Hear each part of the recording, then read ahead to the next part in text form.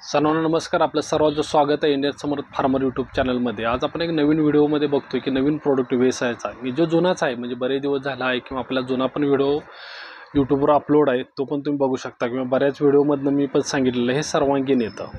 तर हे सर्वांगीणमध्ये काय येतं, तर सर्वांगीणमध्ये नत्र, स्फुरत, पालाश, गंधक, सिलिकॉन आणि जस्त अशा 7 प्रकारच्या बॅक्टेरिया येतात जे आपण जमिनीत जे देतो.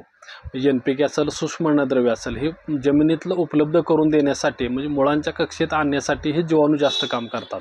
त्याचा वापर आपण करू शकतो. आणि फक्त ह्याचं काय आहे, बऱ्याच वेळा शेतकऱ्यांना असं होतं की आम्ही जैविक दिलं तर रासायनिक देऊ शकत नाही किंवा रासायनिक दिलं तर जैविक देऊ शकत नाही. असं न करता आपण वेगवेगळ्या पद्धतीनं देऊ शकतो, काही प्रॉब्लेम्स येत नाहीत त्याला. फक्त ठराविक कालखंड त्याला द्यायचं नाही, म्हणजे अगोदर किंवा नंतर.